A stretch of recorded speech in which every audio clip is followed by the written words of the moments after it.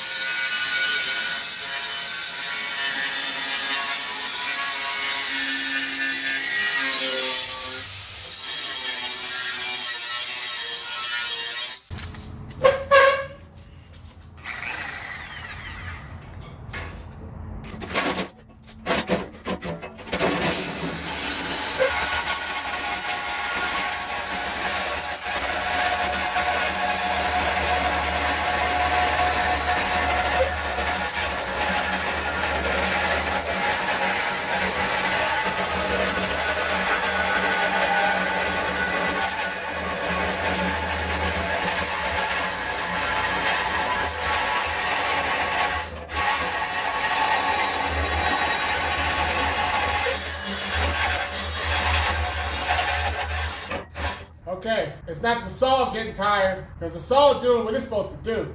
It's my hands are getting tired. That's why I keep stopping. It's hard to get a precise cut, and it's kind of violent, but it's definitely doing it a lot quicker than that angle grinder would do.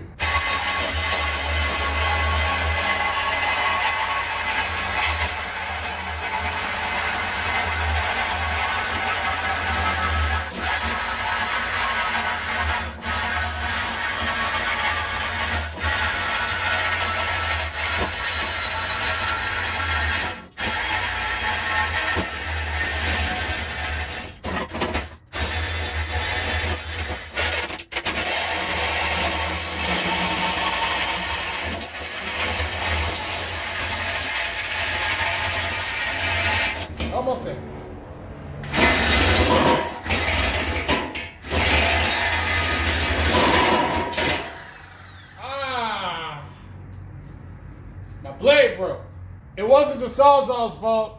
It's because this piece is flopping around so hard. I should have stuck going the other way. It's hot as I don't know what.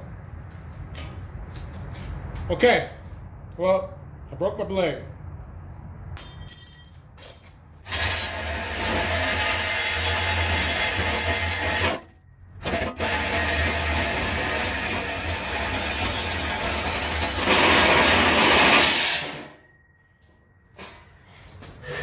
That's how I stuck.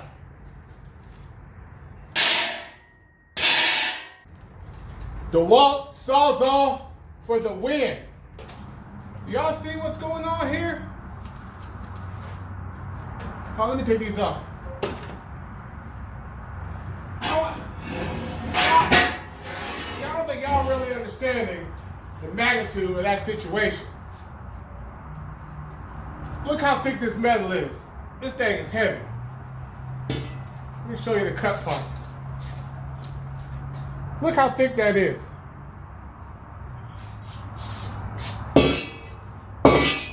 That is super thick.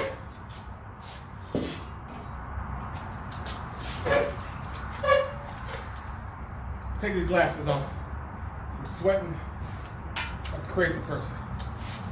But man, I don't think y'all really truly understand the magnitude of that right there. That was not easy. But man, I'm so proud that I own this DeWalt Sawzall. If you ain't got you a Sawzall, this is why I like corded Sawzalls, not cordless. I ain't got nothing against cordless, but honestly, I don't think a cordless Sawzall would have made that one cut for one battery. Maybe it would have, maybe it wouldn't have. But I made it happen with one fresh blade that broke and then one old blade that was almost broke. And it's bent. It's on its way out. But it made that cut.